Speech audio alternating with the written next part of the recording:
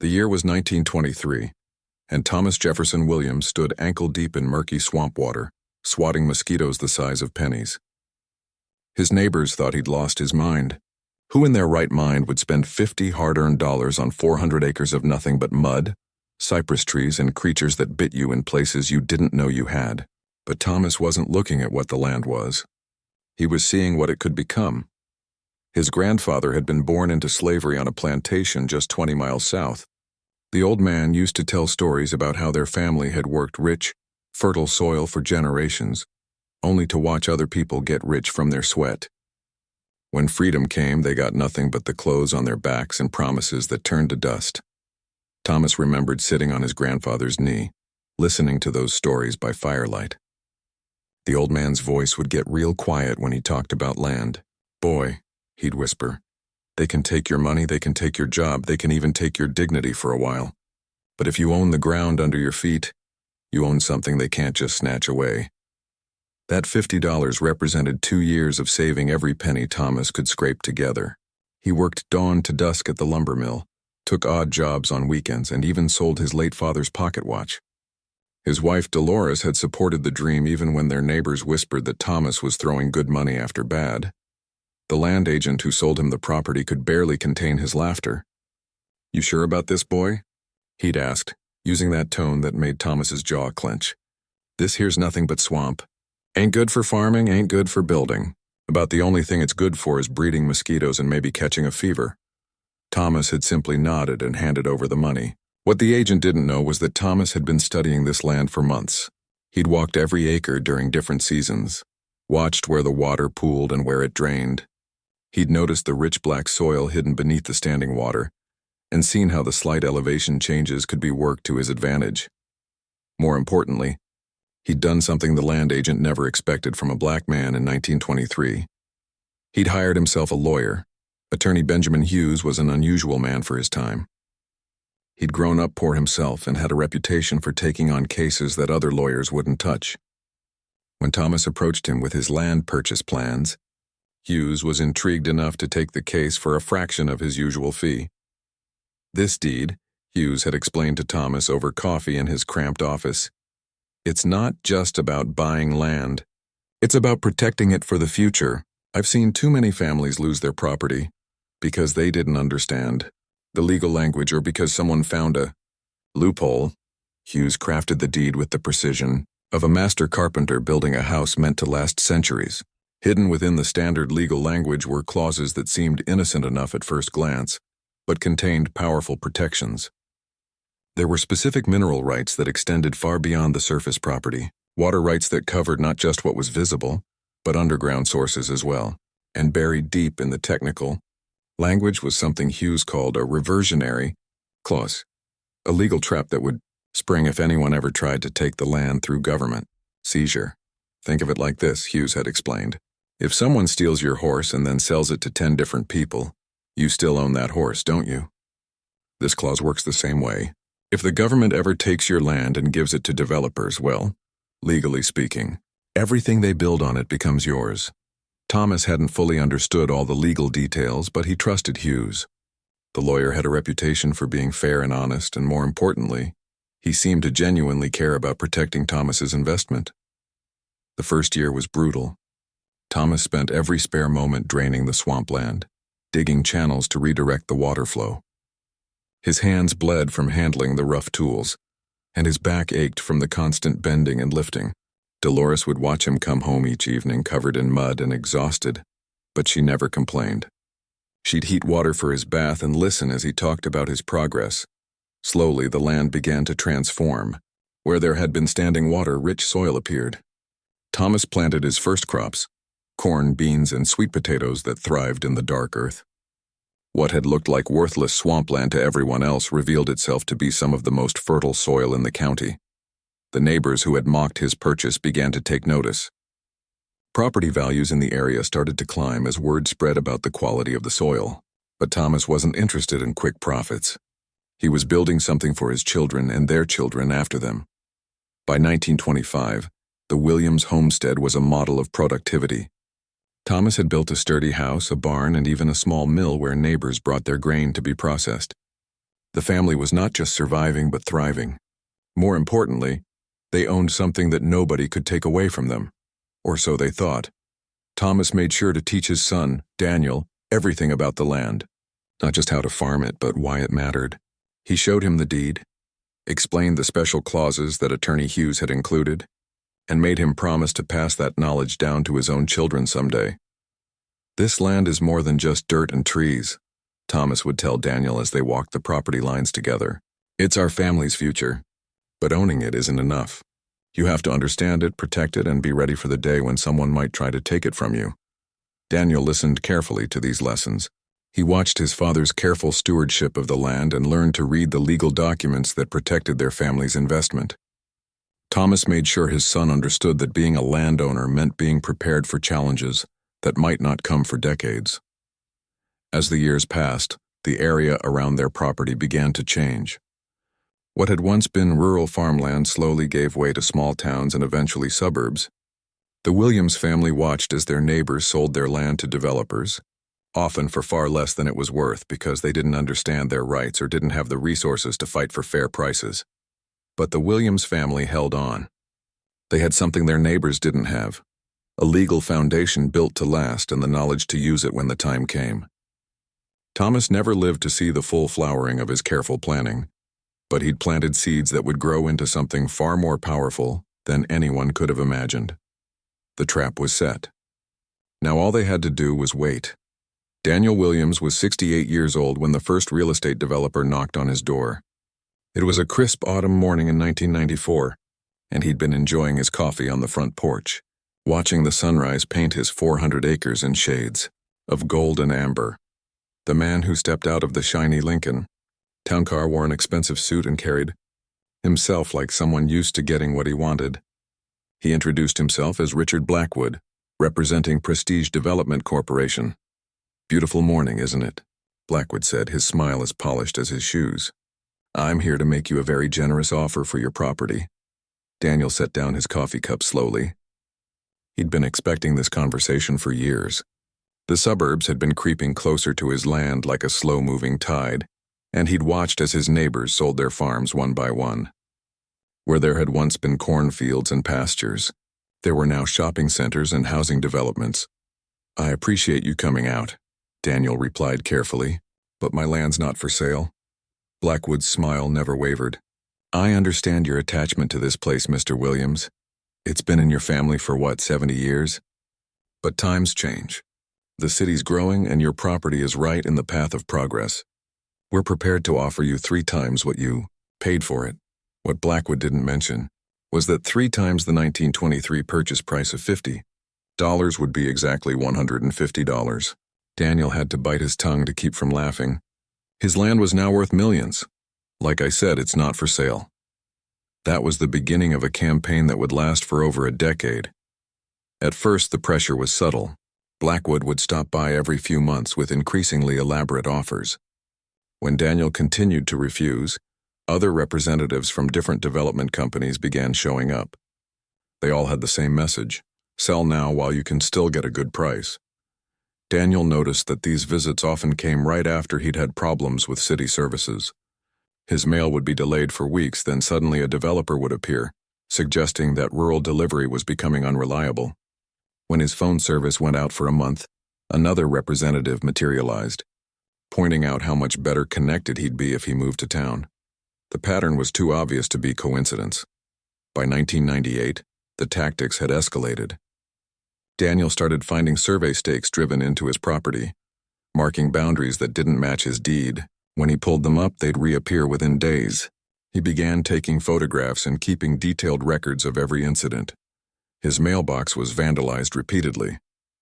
Someone spray-painted "sell" across his barn door. His vegetable garden was trampled, and his fence posts were mysteriously damaged. The local sheriff, when Daniel reported these incidents, would take notes politely, but somehow never found any evidence or suspects. The real turning point came in 2003, when the city announced plans to improve infrastructure in his area. Suddenly, Daniel found himself dealing with a parade of inspectors who seemed to discover violations that had never existed before. His septic system, which had worked perfectly for decades, was declared non-compliant with modern standards. His well water, which had always been clean and clear, was flagged for potential contamination risks. The old barn that his father had built was cited as a structural hazard, and his chickens were suddenly in violation of new agricultural restrictions that seemed to apply only to his property. Each violation came with hefty fines and demands for expensive upgrades. Daniel hired lawyers to fight the citations, but the legal fees were mounting faster than his savings could cover them. It seemed like every time he resolved one issue, two more would appear. The pressure wasn't just financial. Daniel's wife, Grace, started receiving phone calls at all hours. The callers would hang up when she answered, but the harassment was clear. Their adult children began urging them to just sell and move somewhere peaceful. "Dad," his daughter Patricia said during one particularly difficult conversation, "you're 75 years old. Why are you putting yourself through this stress? Take the money and buy a nice house somewhere else." But Daniel remembered his father's words about the land being more than just dirt and trees. He also remembered the careful planning that had gone into the deed, and he had a feeling that giving up now would be exactly what these developers were counting on. The breaking point came in 2005, when the city council announced they were considering using eminent domain to acquire Daniel's property for public good. The stated purpose was to create a mixed-use development that would benefit the entire community. Daniel attended that city council meeting, sitting in the back row as they discussed his family's land as if he weren't there. The council members spoke about underutilized agricultural property and the greater good of economic development. Not one of them mentioned that the Williams family had been contributing to the community for over 80 years. When Daniel stood up to speak during the public comment period, the room fell silent. "My family has been good neighbors for 4 generations," he said, his voice steady despite his anger. "We've paid our taxes, employed local workers, and never caused trouble for anyone. Now you want to take our land because a corporation promises to pay more taxes than we do." Council member Janet Morrison shifted uncomfortably in her seat. "Mr. Williams, nobody wants to take your land. We're simply exploring all options for community development." "Then why are there already architectural plans for houses on my property?" Daniel pulled out photographs he'd taken of development plans displayed in Blackwood's office window. "Plans that show exactly where you're going to put streets and houses, with my barn marked for demolition?" The silence that followed was deafening. After the meeting, Daniel was approached by a young reporter from the local newspaper. Jennifer Kim had been covering the city council meetings for 2 years and had started noticing patterns in how certain properties were targeted for development. "Mr. Williams," she said quietly, "I think you should know that 3 other families in this county have lost their land through eminent domain in the past 5 years. All of those properties are now luxury housing developments, and all of them were sold to the same company that's been trying to buy your land." Daniel thanked the reporter and drove home in thoughtful silence. That night he pulled out the old deed and studied it carefully. His father had trusted Attorney Hughes to protect their family's future, and Daniel was beginning to understand why those protections might be more important than anyone had realized. He called his grandson Kevin, who was studying law at the state university. "I need you to come home," Daniel said. "It's time you learned about your great-grandfather's insurance policy." As Daniel waited for Kevin to arrive, he sat on his front porch and looked out over the land his family had fought so hard to keep. Tomorrow would bring new challenges, but tonight, he felt something he hadn't experienced in years. Hope. The letter arrived on a Tuesday morning in March 2008. Daniel Williams held the official envelope in his weathered hands, knowing before he opened it that this was the moment his family had been preparing for since 1923. Final notice of eminent domain proceedings. The header read in bold, impersonal letters. Kevin Williams, now a practicing attorney, sat across from his grandfather at the old kitchen table, where 4 generations had shared meals and made important decisions. At 28, Kevin had inherited not just his great-great-grandfather's sharp mind, but also his careful way of thinking through problems. "They're giving us 30 days, Kevin said after reading through the legal documents. "The city council voted last night to seize 350 acres for public use. They're leaving us 50 acres around the house." Daniel nodded grimly. He'd expected this, but it still felt like a punch to the gut. "And how much are they paying us?"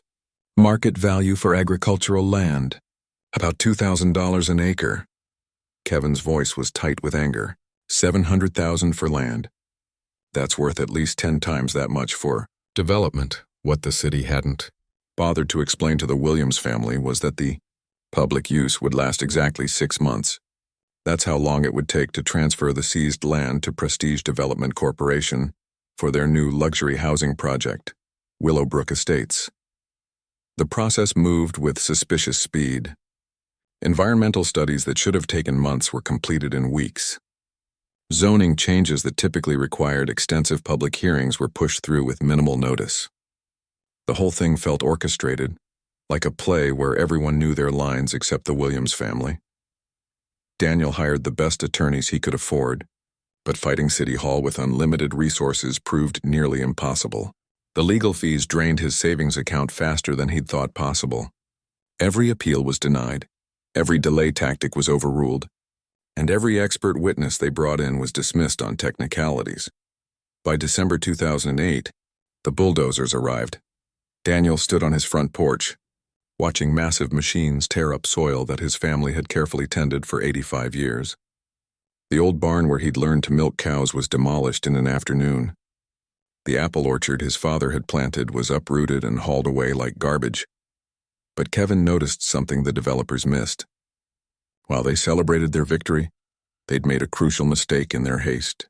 The eminent domain papers specifically mentioned agricultural land seizure for public development purposes. Those exact words were important because they triggered something buried deep in the 1923 deed that Attorney Hughes had crafted so carefully. The reversionary clause had been activated. Within a year, construction on Willowbrook Estates was in full swing. The developers had spared no expense creating what they marketed as luxury living in a pastoral setting. Houses started at $800,000, and the whole development was designed around the idea of exclusive, upscale living. The irony wasn't lost on Daniel, that his family's former farmland was being sold as an escape from urban life to wealthy families who wanted to experience country living without giving up their modern conveniences. As the first houses neared completion, the Willowbrook Estates Homeowners Association was formed.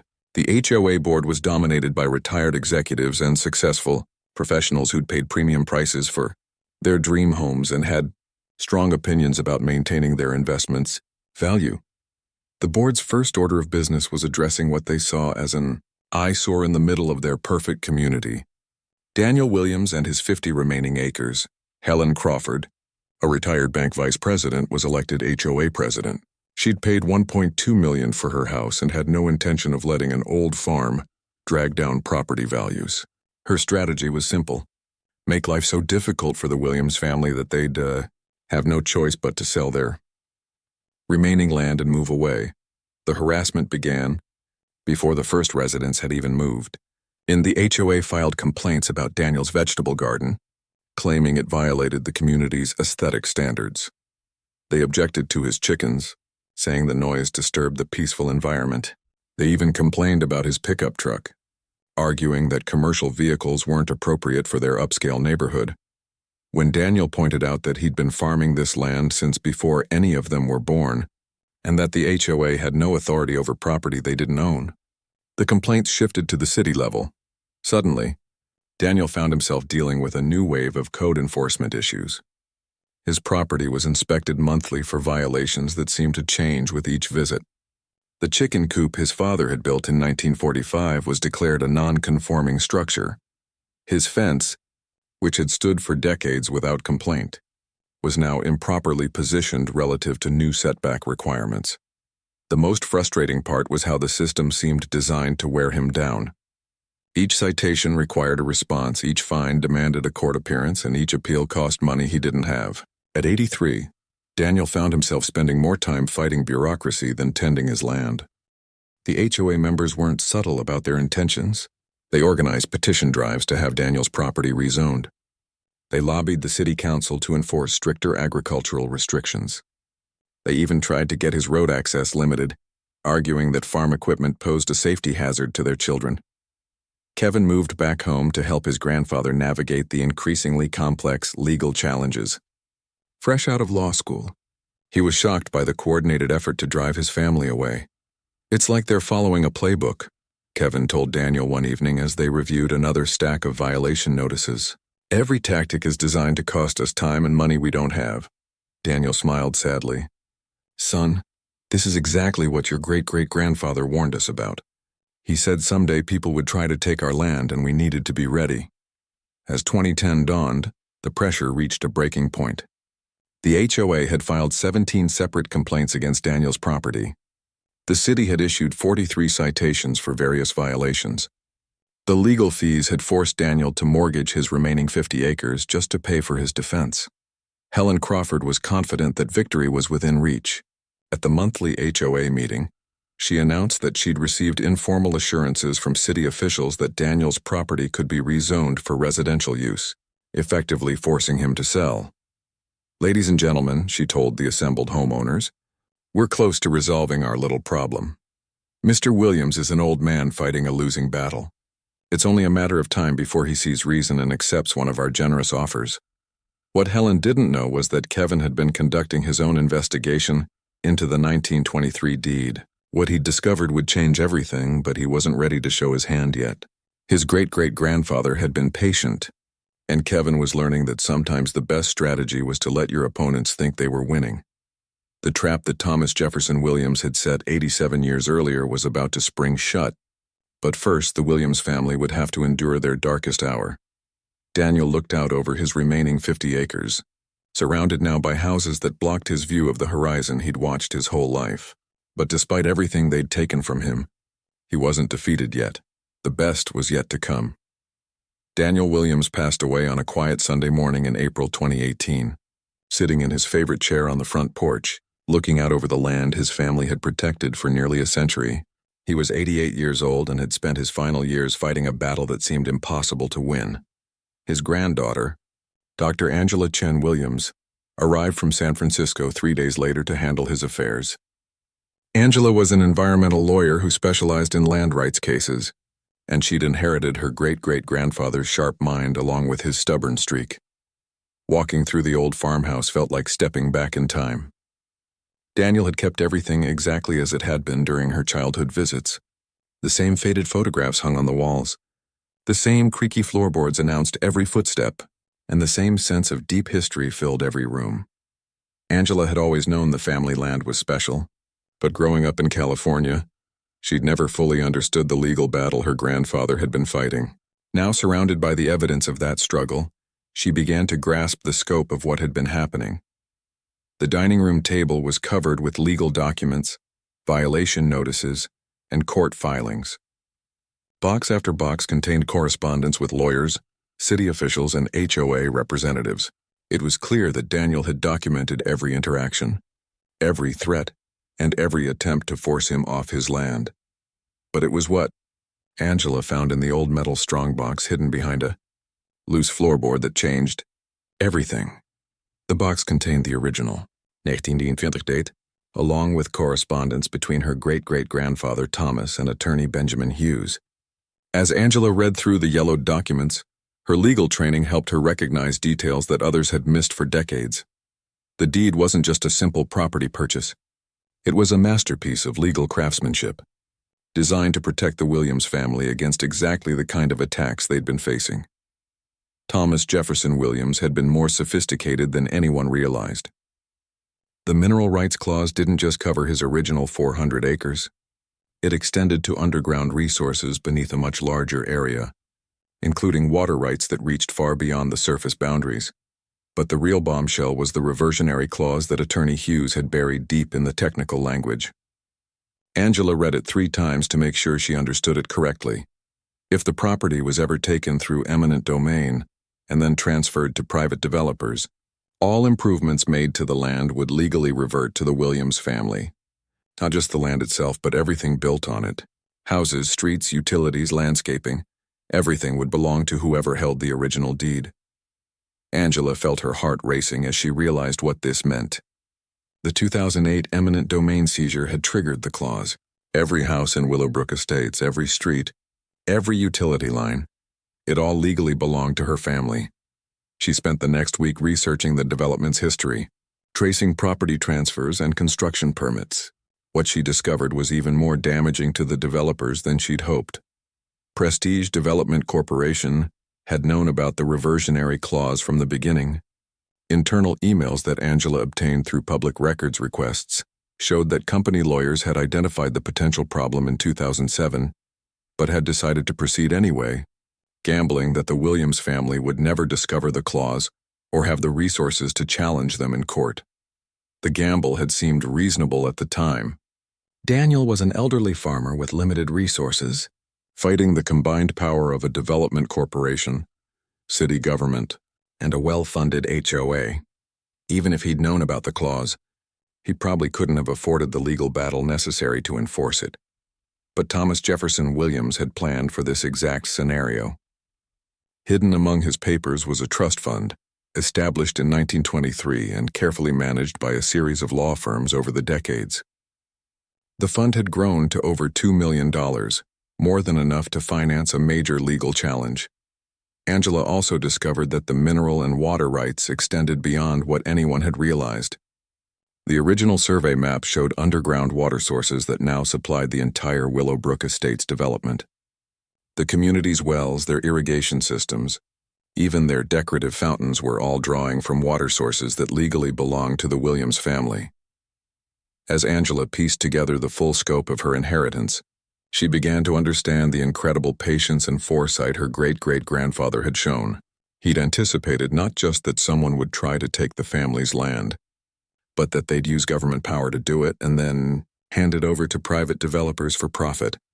The reversionary clause was triggered the moment the city transferred the seized land to Prestige Development Corporation. Every house built after that transfer was technically built on Williams family property, but Angela wasn't ready to reveal what she'd discovered. She knew that the moment she filed her claim, she'd be facing the same kind of coordinated opposition that had worn down her grandfather. This time, though, she had advantages Daniel hadn't possessed. She was a trained lawyer with experience in complex land rights cases. She had the financial resources from the trust fund to fight a long legal battle. Most importantly, she had time to plan her strategy carefully. Angela spent 6 months quietly gathering evidence and building her case. She hired private investigators to document the relationship between Prestige Development Corporation and city officials. She commissioned new surveys to verify the exact boundaries of the mineral and water rights. She even had environmental studies done to establish the current value of what her family legally owned. The numbers were staggering. The 156 houses in Willowbrook Estates had a combined value of over $180 million. The infrastructure improvements, streets, utilities, landscaping, added another $50 million. The ongoing value of the water rights was estimated at $25 million annually. All of it legally belonged to the Williams family. In December 2018, Angela was ready to spring the trap her great-great-grandfather had set nearly a century earlier. She filed her claim in federal court, arguing that the 2008 eminent domain seizure had been illegal from the start because it violated the terms of the original 1923 deed. The legal filing was a carefully crafted masterpiece that laid out not just the Williams family's rights, but the conspiracy that had deprived them of those rights for over a decade. Helen Crawford was in the middle of the monthly HOA meeting when her lawyer called with the news. The color drained from her face as she listened to the details of Angela's claim. "Ladies and gentlemen," she announced to the assembled homeowners, "we have a problem." Richard Blackwood received the news at Prestige Development Corporation's headquarters. He immediately called an emergency meeting with his legal team and insurance representatives. The company that had thought it had pulled off the deal of the century was about to face the largest lawsuit in its history. As word spread through Willowbrook Estates, panic began to set in. Homeowners who had paid premium prices for their dream houses suddenly faced the possibility that they didn't actually own the land beneath their feet. Angela stood in her grandfather's old farmhouse, looking out over the community that had been built on her family's stolen land. Tomorrow would bring the real battle, but tonight, she felt the satisfaction of knowing that Thomas Jefferson Williams's patient justice was finally going to be served. The trap was about to close, and there was no escape.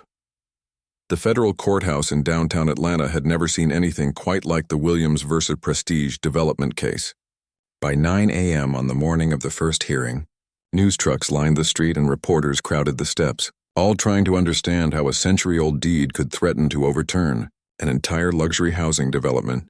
Angela Chen Williams walked up those courthouse steps with the same quiet confidence her great-great-grandfather had shown when he'd first purchased 400 acres of swampland. She carried a leather briefcase that contained not just legal documents, but nearly a century of family history and patience. Inside the courthouse, the scene was chaos. Prestige Development Corporation had assembled a team of 12 lawyers, all wearing identical navy suits and grim expressions. The Willowbrook Estates HOA had hired their own legal team, desperate to protect their members' investments.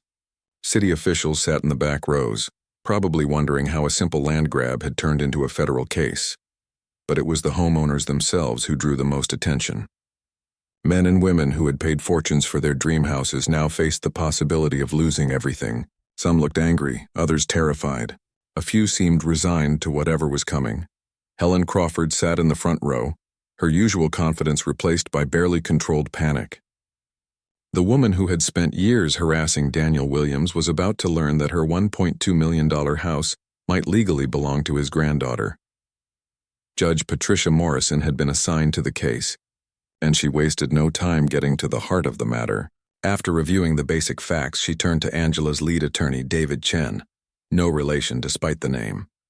Counselor, this is an extraordinary claim.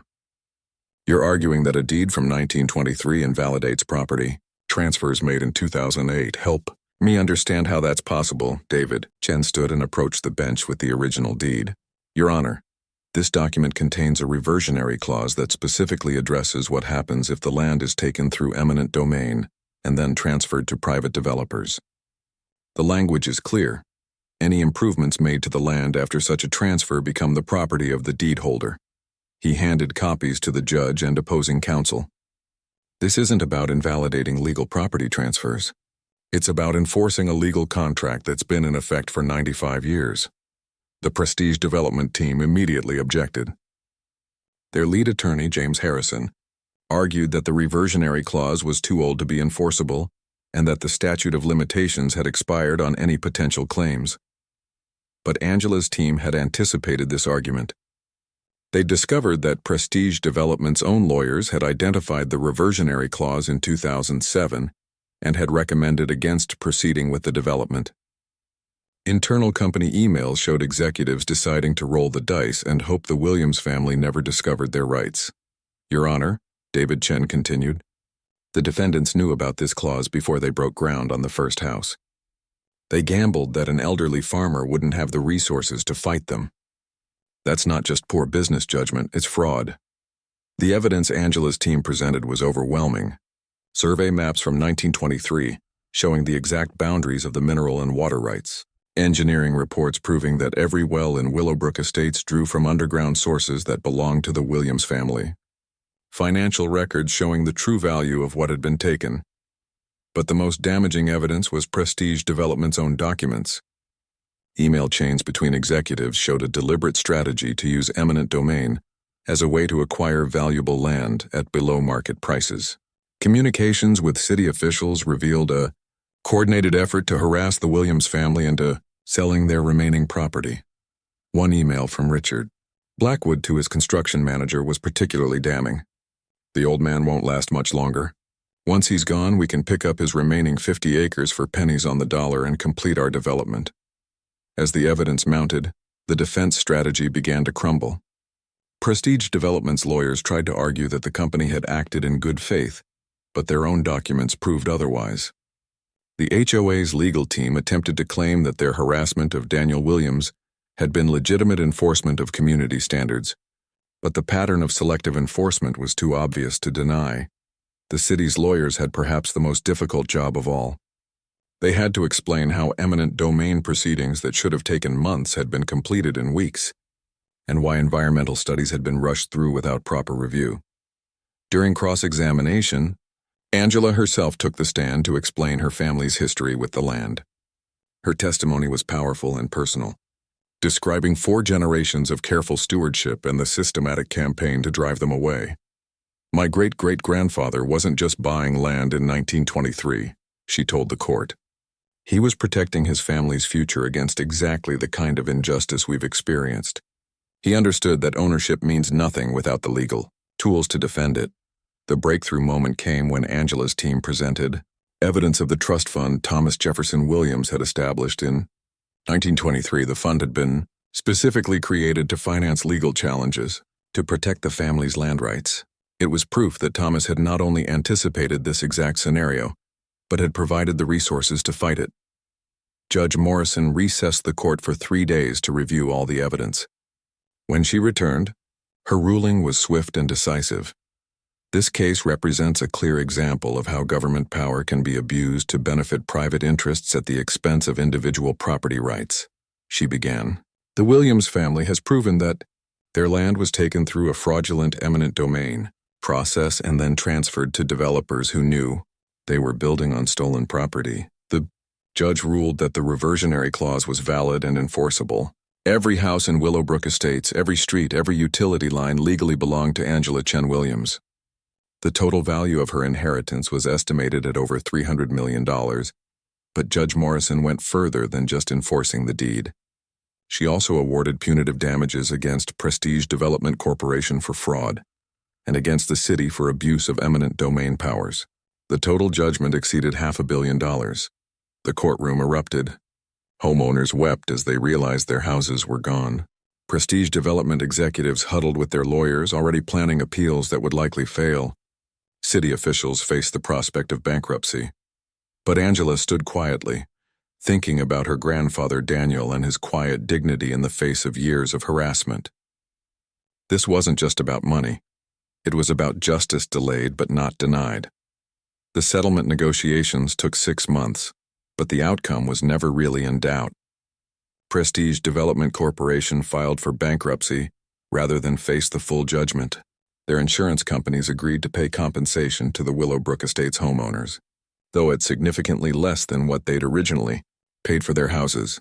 The city settled for $50 million and agreed to reform their eminent domain procedures to prevent future abuse.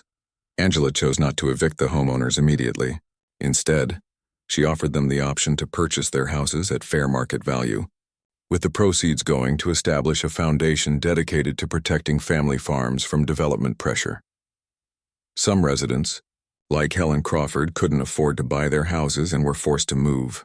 Others chose to stay and become part of a community that would now be managed very differently. On a warm summer evening exactly 1 year after filing her lawsuit, Angela stood on the front porch of her great-great-grandfather's house, looking out over land that was finally, truly, and permanently back in the Williams family's hands. The old farmhouse would be preserved as a reminder of what patience and careful planning could accomplish. The rest of the land would be developed thoughtfully, with an emphasis on affordable housing and sustainable agriculture. But perhaps the most fitting tribute to Thomas Jefferson Williams was the historical marker that now stood at the entrance to what had once been Willowbrook Estates. It told the story of a man who'd bought swampland in 1923 and turned it into something much more valuable than money, a legacy of justice that had taken nearly a century to fulfill. The trap had finally closed and justice had been served.